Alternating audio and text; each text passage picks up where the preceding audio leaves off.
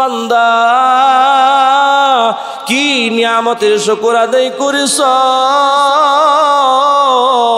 আমাকে জবাব দাও। এবার বান্দা ডাক দিয়া বলবে, আল্লাহ আমি 500 বছর তোমার ইবাদত করেছি। কত বছর? আরো জোরে বলেন, কত বছর? 500 বছর ইবাদত করে তোমার কাছে আসলাম। 500 বছর ইবাদত। এবার আল্লাহ তাআলার খারাপ লাগলো, আমার বান্দা ইবাদত করে, আমার বান্দা ইবাদত করে একটু অহংকার করলো। আমার বান্দাকে একটু পরীক্ষা করব। আমার আল্লাহ তাকে কাল কিয়ামতের কঠিন ময়দানে পরীক্ষার মধ্যে লাগাইয়া দিলেন। কি পরীক্ষা? এবার আল্লাহ তাআলা এক ফেরেশতাকে ডাক দিয়া বললেন, যাও ওই লোকটার সামনে দিয়ে ঠান্ডা পানি নিয়ে একটু ঘোরাফেরা করো। কি নিয়া? ঠান্ডা পানি। ঠান্ডা পানি নিয়ে একটু ঘোরাফেরা করো ওই লোকটার সামনে। আল্লাহ তাআলার কুদরত, ওই লোকটার প্রচন্ড রকমের তৃষ্ণা লাগলো। যেই তৃষ্ণা ওই লোকটা সহ্য করতে পারলো না, ওই লোকটা পানি পানি পানি বলি কান্না করে। কাল কিয়ামতের কঠিন ময়দানে এমনি তো মানুষ হাউমাউ করে কান্না করতে থাকবে। কাল কিয়ামতের কঠিন ময়দানে এমনি তো মানুষ পানি পানি বলে কান্না করতে থাকবে। কাল কিয়ামতের কঠিন ময়দানে এমনি তো মানুষ হাউমাউ করে কান্না করতে থাকবে। মাত্র কি জানো? কারণ কি জানো? কারণ সূর্যটা মাত্র আধা হাত উপরে থাকবে। এই সূর্য এত উপরে, তারপরেও রৌদ্রের মধ্যে দাঁড়ায় থাকতে পারি না। রৌদ্রের মধ্যে দাঁড়ায় থাকা সম্ভব হয় না। কাল কিয়ামতের কঠিন ময়দানে আধা হাত উপরে যখন সূর্য থাকবে, সকলেই পানি পানি বলে কান্না করতে থাকবে, পানি পানি বলে চিৎকার করতে থাকবে। আমার আল্লাহ ওই লোকটাকে পানি দ্বারা পরীক্ষা করলেন। পানি পানি বলে লোকটা কান্না করে, কিন্তু কোথাও পানি পাওয়া যায় না। কই পানি পাবো? ওই ফেরেশতা যখন পানি সামনে নিয়ে আসলো, পানি সামনে নিয়ে আসার পর এবার ফেরেশতাকে ডাক দিয়া বলল, আমাকে পানি দাও, আমার তৃষ্ণা লাগছে, পানি খাবো। ফেরেশতা ডাক দিয়া বলল, বিনিময় কি? বিনিময় কি? কই বিনিময় তোমাকে আমি 100 বছরের ইবাদত দিলাম। কত বছরের ইবাদত? জোরে বলেন, কত বছরের ইবাদত? 100 বছরের ইবাদত দিলাম। ফেরেশতা বলে না, 100 বছরের ইবাদত দিয়া তোমাকে আমি পানি দিব না। 100 বছরের ইবাদত দিয়ে 1 গিলাস পানি পাওয়া যাবে না। এবার বলে 200 বছরে দিলাম। কয় না, তাও দিব না। 300 বছরে দিলাম, না তাও দিব না, দিব না। তাহলে কি দিবা? আরো লাগবে, আরো লাগবে, মূল্য হবে না। এবার আল্লাহ ওই বান্দা ডাক দিয়া বলে, যাও আমি 300-400 বছরের ইবাদত তোমাকে দিয়া দিলাম, বিশেষ বিশেষ ইবাদত তোমাকে দিয়া দিলাম। এবার ফেরেশতা তাও পানি দিতে রাজি হয় না। কয় না না না, তুমি যে আমলগুলো আমাকে দিলা, এই 1 গিলাস পানির দাম হয় নাই। এবার আল্লাহর বান্দা ডাক দেয়, আল্লাহর বান্দার প্রচন্ড তৃষ্ণা লাগছে, পানি পানি বলে কান্না করি, কোথাও পানি নাই, কোথাও পানি নাই। ওই ফেরেশতার হাতে মাত্র 1 গিলাস পানি। এমন করে পানি পানি যখন কান্না করতে থাকলেন, পানি পানি পানি পানি বলতে থাকলেন, তখন আর তার সহ্য হলো না। কয় যাও যাও যাও, আমার 500 বছরের ইবাদত তোমাকে দিয়া দিলাম। আল্লাহু আকবার। আমার 500 বছরের ইবাদত তোমাকে দিয়া দিলাম। এবার আমার আল্লাহ ডাক দিয়া বলে, বান্দা কই তুমি 500 বছরের ইবাদতের গর্ব করলা, তুমি 500 বছরের ইবাদতের অহংকার করলা। কই ওই 500 বছরের পানি, 500 বছর দিয়া আমার এক গ্লাস পানির তো দাম হলো না। বান্দা তুমি অহংকার করবা না, বান্দা তুমি হিংসা করবা না, তাকাব্বুরি করবা না। বান্দা এবার জবাব দাও, আমার এই এক গ্লাস পানির দাম যদি 500 বছর হয়, তুমি এবার জবাব দাও তুমি কত গ্লাস পানি পান করেছো। এবার সবগুলোর জবাব তুমি দাও, সবগুলোর বিনিময় তুমি দাও। বিনিময় যদি না দাও, আমি আল্লাহ তোমাকে কোশ্চিন কালেও জান্নাত দিব না। এমন করে যখন বললেন, আল্লাহর বান্দা এবার স্যালেন্ডার করে ফেললেন। আল্লাহর বান্দা এবার ডাক দেয়া বলে, মালিক আল্লাহ, তোমার এই ইবাদত দিয়ে আমি জান্নাতে যেতে পারবো না, তোমার এই গোলামি করে আমি জান্নাতে যেতে পারবো না। তুমি যদি আল্লাহ দয়া না করো, তুমি যদি আল্লাহ ক্ষমা না করি দাও, তুমি যদি আল্লাহ মাফ না করে দাও, কোশ্চিন কালেও আল্লাহ জান্নাতে যাব না। আল্লাহ তারপরে ক্ষমা করে দিলেন, মাফ করে দিলেন, আল্লাহ তাকে জান্নাত দিয়া দিলেন।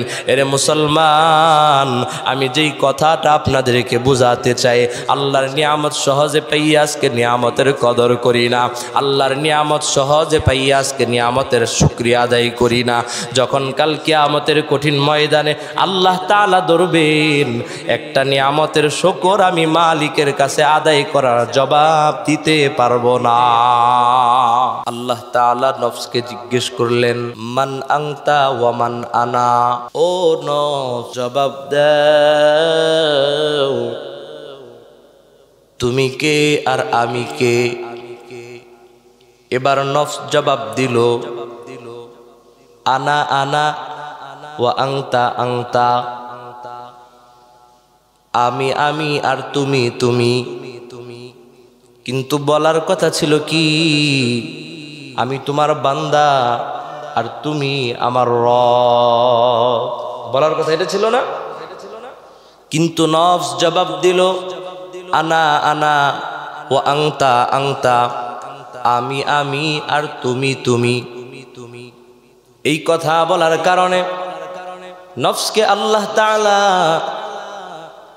আগুন দ্বারা শাস্তি দিলেন। কি দ্বারা শাস্তি দিলেন?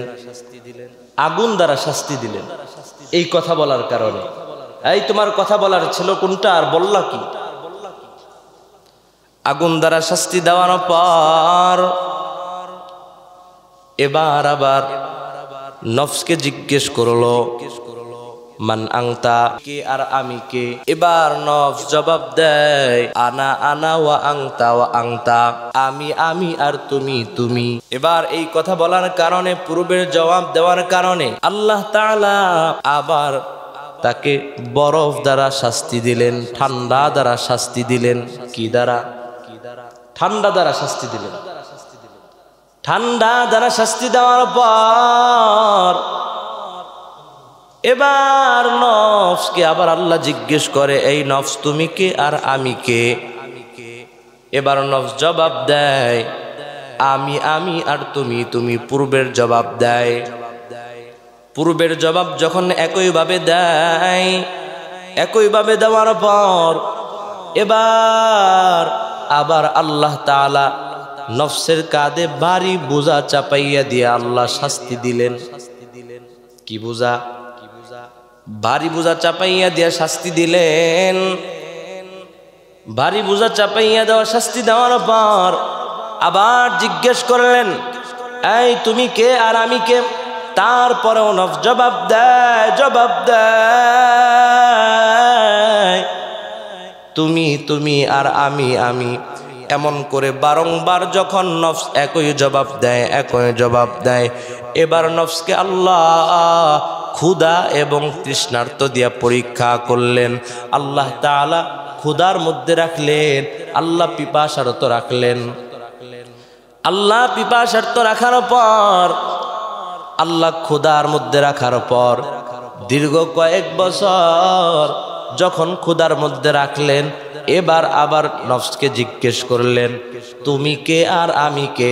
এবার নফস জবাব দেয়, তুমি আমাদের রব আর আমি তোমার হলো গোলাম। তাহলে এটা দ্বারা বুঝলাম কি, যে খোদা মানুষকে বিনয় হতে সাহায্য করে, খোদা মানুষকে সোজা হতে সাহায্য করে। যতই বেকাতারা থাকুক না কেন, যখন মানুষের পেটে ক্ষুধা থাকবে তখন মানুষ এমনি সোজা হতে বাধ্য হবে, ঠিক কিনা? জোরে কর, এমনি বাধ্য হবে। এই রোজার দ্বারা মানুষ সোজা হয়ে যায়, নফসটাও সোজা হয়ে যায়, একেবারে ক্লিন হয়ে যায়। বেকাতারা থাকার কোনো সুযোগ, আল্লাহ আগুন দ্বারা শাস্তি দিলেন, আল্লাহ ঠান্ডা দ্বারা শাস্তি দিলেন, ভারী বোঝা চাপায় দেওয়ার মাধ্যমে শাস্তি দিলেন, তারপরেও সোজা হয় না। এবার ক্ষুধা দিয়ে আল্লাহ সোজা করলেন। কি দিয়া? ক্ষুধা দিয়া, পিপাসা দিয়ে আল্লাহ সোজা করলেন। পিপাসা দিয়ে আল্লাহ একেবারে সোজা করে দিলেন। এবার আল্লাহ তাআলাকে বলে, আল্লাহ তুমি আমার রব আর আমি তোমার বান্দা। আল্লাহু আকবার। আর এই রোজার ধারাবাহিকতা, এটা গত সপ্তাহে বলেছিলাম পূর্বের জামানা থেকে ছিল। রোজার ধারাবাহিকতা কোন জামানা থেকে ছিল? জোরে বলেন। পূর্বের জামানা থেকে ছিল। একটা আয়াত পড়েছিলাম, ইয়া আইয়ুহাল্লাযীনা আমানু কুতিবা আলাইকুমুস সিয়াম কামা কুতিবা আলাল্লাযীনা মিন ক্বাবলিকুম লাআল্লাকুম তাত্তাকুন।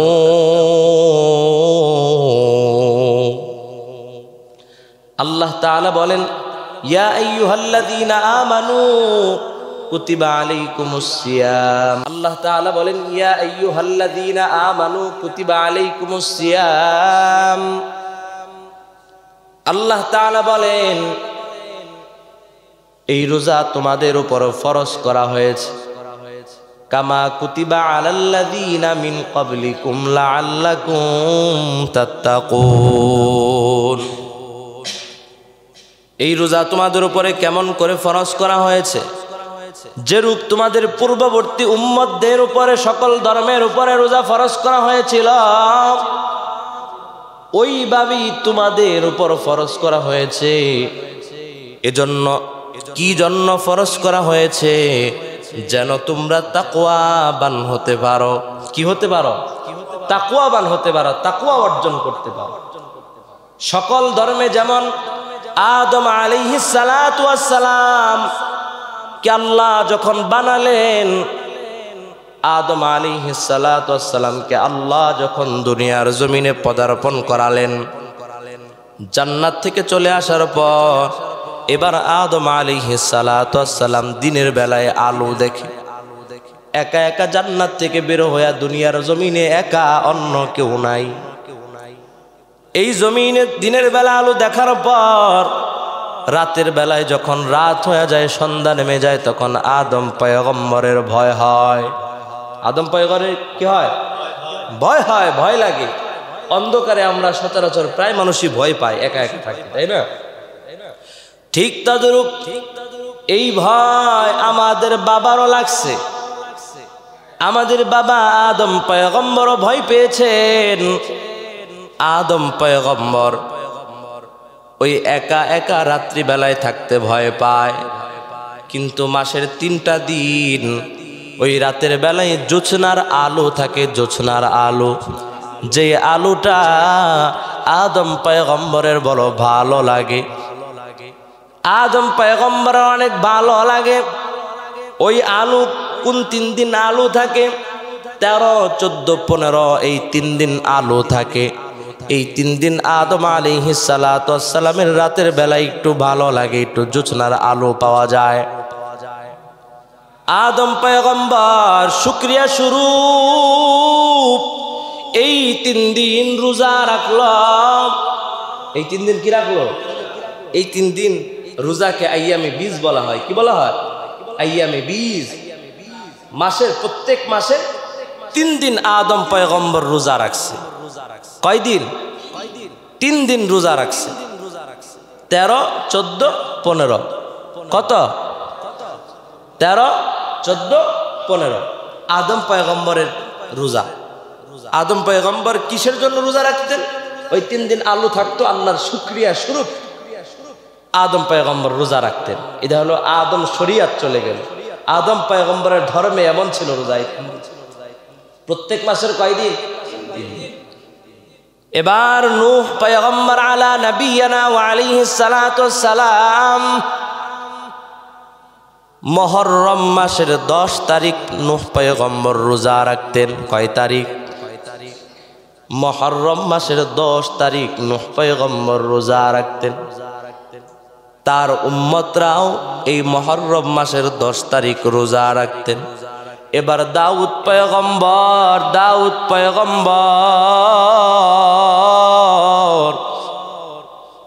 তিনি একদিন রোজা রাখতেন, একদিন রোজা রাখতেন না। তার নিয়ম ছিল এমন, তার আদর্শটাও ছিল এমন। একদিন রোজা রাখতেন, আর একদিন রোজা রাখতেন না। আদম পয়গম্বর এমন করে তার শরীয়তের নিয়ম ছিল। আদম পয়গম্বর 3 দিন রোজা রাখতেন। নূহ পয়গম্বর মুহররম মাসের 10 তারিখ রোজা রাখতেন এবং দাউদ পয়গম্বর একদিন রোজা রাখতেন, একদিন রোজা রাখতেন না, এমন করে রোজা রাখতেন। এবার মূসা কালিমুল্লাহ কেমন করে রোজা রাখতেন? মূসা পয়গম্বর কেমন করে রোজা রাখতেন? মূসা পয়গম্বর যখন আল্লাহর সাথে কথোপকথনের জন্য তুর পাহাড়ে চলে যায়। কোথায়? তুর পাহাড়ে চলে যায়। তুর পাহাড়ে যাওয়ার পর মূসা পয়গম্বর লাগাতার 40 দিন রোজা রাখছেন। কতদিন? লাগাতার 40 দিন রোজা রাখছেন। মূসা পয়গম্বর 40 দিন রোজা রাখছেন। তার ধর্মের লোকেরাও 40 দিন রোজা রাখলো। ঈসা পয়গম্বর 7 দিন রোজা রাখত। ঈসা পয়গম্বরের এমন নিয়ম ছিল। এখনো পর্যন্ত খ্রিস্টানরা রোজা রাখে, কিন্তু তাদের শর্ত হলো রোজা রাখা অবস্থায় পানি পান করতে পারবা, কোনো সমস্যা নাই, কিন্তু রোজা রাখা অবস্থায় ওই আগুনের রান্না কঠিনকালেও তোমরা খেতে পারবা না। তাহলে আমরা কি বুঝলাম? সকল ধর্মে এই রোজা রাখার নিয়ম আছে। কিন্তু মুহতারাম হাজিরিন, আমি আপনাদেরকে যেই কথাটা বোঝাতে যাচ্ছি, নিয়ম তো আছে ঠিক, কিন্তু রোজারও কোয়ালিটি আছে, ঠিক কি না? এক এক রোজার এক একটা কোয়ালিটি। রোজার কোয়ালিটি কেমন? যেমন প্রথম স্তরের রোজা কেমন? রোজা এটা হলো সাধারণ রোজা। কি রোজা? সাধারণ রোজা। সাধারণ রোজা আবার কেমন? রোজার স্তর, রোজার কোয়ালিটি হলো 3টা। কয়টা? জোরে বলেন, রোজার কোয়ালিটি কয়টা? 3টা। প্রথম স্তরের রোজা সাধারণ রোজা। কেমন রোজা? যে খাবার খাবো না, স্ত্রী সহবাস করব না, এই 2টা থেকে সুবে সাদিক থেকে সূর্যাস্ত পর্যন্ত বিরত থাকা। এটা হলো প্রথম কোয়ালিটির রোজা। কিন্তু এরা রোজা রাখা অবস্থায়, না খেয়ে থাকা অবস্থায়, রোজা অবস্থায় এরা গুনাহ বাদ দেয় না, এরা গুনাহ করতেই থাকে, গুনাহ করতেই থাকে। এবার বিশেষ রোজা 2 নাম্বার কোয়ালিটি। 2 নাম্বার কোয়ালিটি কি? 2 নাম্বার কোয়ালিটি হলো কেমন বিশেষ রোজা? যে একজন মানুষ সারাদিন খাবার খায় না, সারাদিন স্ত্রীর কাছেও যায় না, আবার একটা লোক সারাদিন তার অঙ্গ প্রত্যঙ্গ দ্বারা, চোখ দ্বারা কোনো গুনার কাজ তিনি করে না, কোনো গুনার কাজ করেন। কোন পর্যন্ত? সুবহে সাদিক থেকে সূর্যাস্ত পর্যন্ত কয় জিনিস করে না? খাবার খায় না, স্ত্রীর কাছে যায় না, এবং তার কোনো অঙ্গ প্রত্যঙ্গ দ্বারা কোনো গুনার কাজ করে না। এটা হলো কয় নাম্বার কোয়ালিটির গুণ? 2 নাম্বার কোয়ালিটির গুণ। এবার 3 নাম্বার কোয়ালিটি হলো কেমন কোয়ালিটি, এটা একেবারে সর্বোচ্চ কোয়ালিটি। এই কোয়ালিটির উপরে অন্য কোনো কোয়ালিটি নাই। কেমন কোয়ালিটি? এমন কোয়ালিটি যেই কোয়ালিটি আমার আল্লাহর কাছে বড় দাম, যেই কোয়ালিটির আমার আল্লাহর কাছে বড় সম্মানিত। এই কোয়ালিটিটা হলো খাবার খায় না, স্ত্রীর কাছেও যায় না, আবার তার অঙ্গ প্রত্যঙ্গ দ্বারা গুনাহ করে না, আবার সবসময় মালিককে স্মরণ রাখে, মালিককে ভুলে না, মালিককে কঠিন কালেও কষ্ট দেয় না, সব সময় তো গুনাহ মুক্ত থাকে। কিন্তু সদা সর্বদা বান্দার জবানে জিকির থাকে, বান্দার জবানে জিকির, বান্দার জবানে জিকির। কঠিন কালেও আল্লাহর স্মরণ থেকে গাফেল থাকে না, কঠিন কালেও আল্লাহর ধ্যান ধারণা থেকে গাফেল থাকে না, বরঞ্চ সদা সর্বদা মালিকের ধ্যানে থাকে। এই কোয়ালিটির রোজা আমার আল্লাহ বড় পছন্দ করে, আমার আল্লাহ বড় কবুল করে নেয়। সুবহানাল্লাহ বলে। তাহলে রোজার কোয়ালিটি কয়টা? আর একটু জোরে বলেন, রোজার কোয়ালিটি কয়টা? রোজার কোয়ালিটি হলো তিনটা। 1 নাম্বার সাধারণ রোজা, 2 নাম্বার বিশেষ রোজা, 3 নাম্বার আরব বিশেষ রোজা। সবশেষে একদম যেটা সবচেয়ে আল্লাহ বেশি পছন্দ করেন, আল্লাহ সবচেয়ে কোনটা বেশি পছন্দ করেন? যেটা খাবার খায় না, স্ত্রীর কাছে যায় না, এবং অঙ্গ প্রত্যঙ্গ দ্বারা কোনো গুনাহ করে না, এবং সব সময় 24টা ঘন্টা আল্লাহ তাআলা স্মরণ করে। কার স্মরণ করে? আল্লাহ তাআলার স্মরণ। বান্দা আল্লাহ তাআলার স্মরণ থেকে 1 সেকেন্ডের জন্য গাফেল থাকে না। এই কোয়ালিটির রোজাকে আমার আল্লাহ কি করেন? সবচেয়ে বেশি পছন্দ করেন। এই কোয়ালিটির রোজা আমার আল্লাহ তাআলা সবচেয়ে বেশি পছন্দ করেন। আর এই কোয়ালিটির রোজা হলো একেবারে অতি বিশেষ রোজা, আখাসুল খাস, একেবারে সবচেয়ে মজবুত রোজা, সবচেয়ে আল্লাহ তাআলার কাছে প্রিয় রোজা। এই দুইটা। এজন্য মুহতারাম হাজিরিন, তাহলে আমি স্টেপ বাই স্টেপ কথা বললাম। 1 নাম্বার রমজান, সাওম, সিয়াম, রোজা কি, এর অর্থ 1 নাম্বার বললাম। 2 নাম্বার রোজার কারণে, রোজা মানবতার একটা চিকিৎসা, মানবতার কি একটা চিকিৎসা। 3 নাম্বার সব ধর্মে এই রোজার প্রচলন ছিল। কি ছিল? এই রোজার প্রচলন সব ধর্মেই ছিল। আদম পয়গম্বর থেকে নিয়ে আজ পর্যন্ত যত ধর্মের আবির্ভাব হয়েছে, সমস্ত ধর্মের এই রোজার নিয়ম নীতি ছিল। রোজা করলে আরো কয়েকটি উপকার হয়, বলবো? জোরে বলে। রোজা করলে আরো কয়েকটি উপকার আছে। 1 নাম্বার রোজার উপকারিতা, এই রোজা রাখার কারণে মস্তিষ্ক সতেজ থাকে। কি থাকে? জোরে বলেন, কি থাকে? মস্তিষ্ক সতেজ থাকে। এই রোজা রাখার কারণে মস্তিষ্ক শক্তিশালী হয়। কেমন করে শক্তিশালী হয়? কারণ মানুষ যখন অতিরিক্ত খাবার খায়, মানুষ যখন অতিরিক্ত খাবার গ্রহণ করে, তার 2টা জিনিস সবচেয়ে বেশি হয়। 1 নাম্বার ঘুম বেশি আসে, 2 নাম্বার মস্তিষ্কের মধ্যে এত বেশি কাজ করে না, ড্যামেজ হতে থাকে আস্তে আস্তে। মস্তিষ্ক কি হয়? ড্যামেজ হয়, আস্তে আস্তে কাজ কম করতে থাকে। আর যখন খাবার গ্রহণ কম করবে, একটু শক্তিশালী হবে। আগের জামানায় এই যে ঘোড়া, এইগুলাকে ছোটবেলায় থেকে অনেক খাওয়াতো। কি করতো?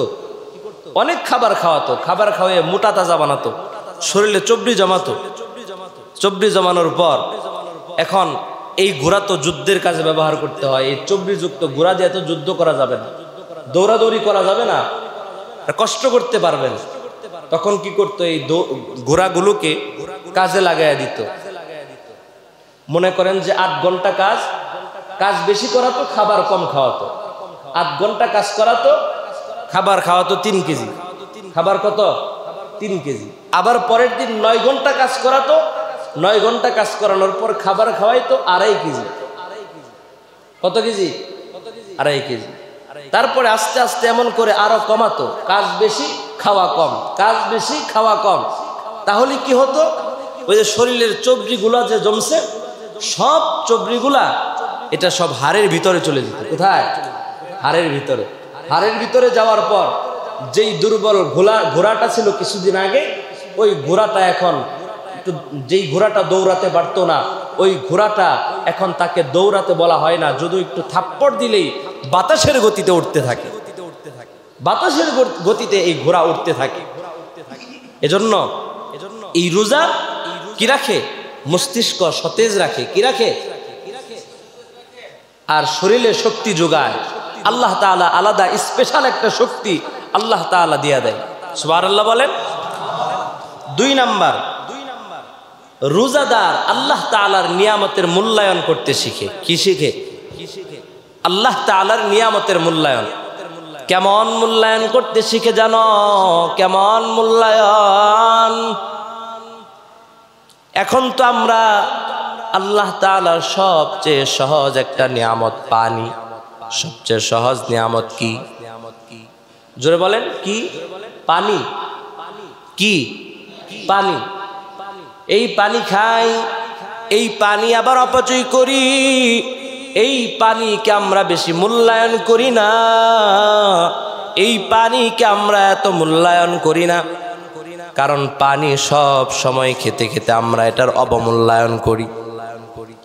কিন্তু এই রোজা রাখার মাধ্যমে যখন দুপুরবেলা প্রচন্ড রোদ ওঠে, এই রোদ্রের মধ্যে বান্দা ক্ষেত খামারে কাজ করার পর, ক্ষেত খামারে কাজ করার পর প্রচন্ড তৃষ্ণা লাগে, প্রচন্ড তৃষ্ণা লাগার পর কশ্চিনকালেও তিনি পানি খেতে পারে না। পানি খেতে পারে, তখন বুঝে হায় হায়, আল্লাহ যে এই দামি নিয়ামত দিয়েছেন, এই পানি নামের নিয়ামত, এই নিয়ামতের শুকর আমি কশ্চিনকালেও আদায় করে শেষ করতে পারবো না। বুখারী শরীফের মধ্যে আসছে, আল্লাহ নবী বিশ্ব নবী রহমাতাল লিল আলামিন বলেন যে এক ব্যক্তিকে আল্লাহ তাআলা জিজ্ঞেস করবেন, আমার জন্য কি নিয়ে আসছো? ওই ব্যক্তি জবাব দিবে, আল্লাহ তোমার অনেক নিয়ামতের শুকর আমি আদায় করেছি, অনেক নিয়ামতের শুকর আমি আদায় করেছি। এবার আল্লাহ তাআলা জিজ্ঞেস করবেন, বান্দা কি নিয়ামতের শুকর আদায় করেছ? আমাকে জবাব দাও। এবার বান্দা ডাক দিয়া বলবে, আল্লাহ আমি 500 বছর তোমার ইবাদত করেছি। কত বছর? আরো জোরে বলেন, কত বছর?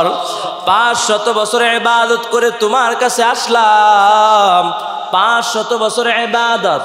এবার আল্লাহ তাআলার খারাপ লাগলো, আমার বান্দা ইবাদত করে, আমার বান্দা ইবাদত করে একটু অহংকার করলো, অহংকার করলো। আমার বান্দাকে একটু পরীক্ষা করব, আমার আল্লাহ তাকে কাল কিয়ামতের কঠিন ময়দানে পরীক্ষার মধ্যে লাগাইয়া দিলেন। কি পরীক্ষা? এবার আল্লাহ তাআলা এক ফেরেশতাকে ডাক দিয়া বললেন, যাও ওই লোকটার সামনে দিয়ে ঠান্ডা পানি নিয়ে একটু ঘোরাফেরা করো। কি নিয়া? ঠান্ডা পানি। ঠান্ডা পানি নিয়ে একটু ঘোরাফেরা করো ওই লোকটার সামনে। আল্লাহ তাআলার কুদরত, ওই লোকটার প্রচন্ড রকমের তৃষ্ণা লাগলো। যেই তৃষ্ণা ওই লোকটা সহ্য করতে পারলো না, ওই লোকটা পানি পানি পানি বলি কান্না করে। কাল কিয়ামতের কঠিন ময়দানে এমনিই তো মানুষ হাউমাউ করে কান্না করতে থাকবে, কাল কিয়ামতের কঠিন ময়দানে এমনিই তো মানুষ পানি পানি বলে কান্না করতে থাকবে, কাল কিয়ামতের কঠিন ময়দানে এমনিই তো মানুষ হাউমাউ করে কান্না করতে থাকবে। মাত্র কি জানো? কারণ কি জানো? কারণ সূর্যটা মাত্র আধা হাত উপরে থাকবে। এই সূর্য এত উপরে, তারপরেও রৌদ্রের মধ্যে দাঁড়ায় থাকতে পারি না, রৌদ্রের মধ্যে দাঁড়ায় থাকা সম্ভব হয় না। কাল কিয়ামতের কঠিন ময়দানে আধা হাত উপরে যখন সূর্য থাকবে, সকলেই পানি পানি বলে কান্না করতে থাকবে, পানি পানি বলে চিৎকার করতে থাকবে। আমার আল্লাহ ওই লোকটাকে পানি দ্বারা পরীক্ষা করলেন। পানি পানি বলে লোকটা কান্না করে, কিন্তু কোথাও পানি পাওয়া যায় না। কই পানি পাবো? ওই ফিরিস্তা যখন পানি সামনে নিয়ে আসলো, পানি সামনে নিয়ে আসার পর এবার ফিরিস্তাকে ডাক দেয়া বলল, আমাকে পানি দাও, আমার তৃষ্ণা লাগছে, পানি খাবো। ফিরিস্তা ডাক দেয়া বলল, বিনিময় কি? বিনিময় কি? কই বিনিময় তোমাকে আমি 100 বছরের ইবাদত দিলাম। কত বছরের ইবাদত? জোরে বলেন, কত বছরের ইবাদত? 100 বছরের ইবাদত দিলাম। ফিরিস্তা বলে না, 100 বছরের ইবাদত দিয়া তোমাকে আমি পানি দিব না। 100 বছরের ইবাদত দিয়ে 1 গিলাস পানি পাওয়া যাবে না। এবার বলে 200 বছরে দিলাম। কয় না, তাও দিব না। 300 বছরে দিলাম, না তাও দিব না, দিব না। তাহলে কি দিবা? আরো লাগবে, আরো লাগবে, মূল্য হবে না। এবার আল্লাহ ওই বান্দা ডাক দিয়া বলে, যাও, আমি 300-400 বছরের ইবাদত তোমাকে দিয়া দিলাম, বিশেষ বিশেষ ইবাদত তোমাকে দিয়া দিলাম। এবার ফিরিস্তা তাও পানি দিতে রাজি হয় না, কয় না না না, তুমি যেই আমলগুলো আমাকে দিলা এই 1 গিলাস পানির দাম হয় নাই। এবার আল্লাহর বান্দা ডাক দেয়, আল্লাহর বান্দার প্রচন্ড তৃষ্ণা লাগছে, পানি পানি বলে কান্না করি, কোথাও পানি নাই, কোথাও পানি নাই। ওই ফিরিস্তার হাতে মাত্র 1 গিলাস পানি। এমন করে পানি পানি যখন কান্না করতে থাকলেন, পানি পানি পানি পানি বলতে থাকলেন, তখন আর তার সহ্য হলো না। কয় যাও যাও যাও, আমার 500 বছরের ইবাদত তোমাকে দিয়া দিলাম। আল্লাহু আকবার।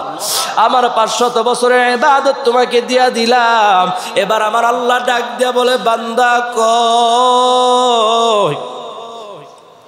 তুমি 500 বছরের ইবাদতের গর্ব করলাম, তুমি 500 বছরের ইবাদতের অহংকার করলা। কই ওই 500 বছরের পানি? 500 বছর দিয়া আমার 1 গিলাস পানির তো দাম হলো না।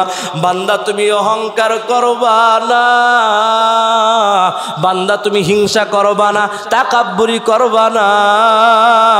বান্দা এবার জবাব দাও, আমার এই 1 গিলাস পানির দাম যদি 500 বছর হয়, তুমি এবার জবাব দাও, তুমি কত গিলাস পানি পান করেছো? এবার সবগুলোর জবাব তুমি দাও, সবগুলোর বিনিময় তুমি দাও। বিনিময় যদি না দাও, আমি আল্লাহ তোমাকে কোশ্চিন কালেও জান্নাত দিব না। এমন করে যখন বললেন, আল্লাহর বান্দা এবার স্যালেন্ডার করে ফেললেন। আল্লাহর বান্দা এবার ডাক দেয়া বলে, মালিক আল্লাহ, তোমার এই ইবাদত দিয়ে আমি জান্নাতে যেতে পারবো না, তোমার এই গোলামি করে আমি জান্নাতে যেতে পারবো না। তুমি যদি আল্লাহ দয়া না করো, তুমি যদি আল্লাহ ক্ষমা না করি দাও, তুমি যদি আল্লাহ মাফ না করি দাও, কোশ্চিন কালেও আল্লাহ জান্নাতে যাব না। আল্লাহ তারপরে ক্ষমা করে দিলেন, মাফ করে দিলেন, আল্লাহ তাকে জান্নাত দিয়া দিলেন।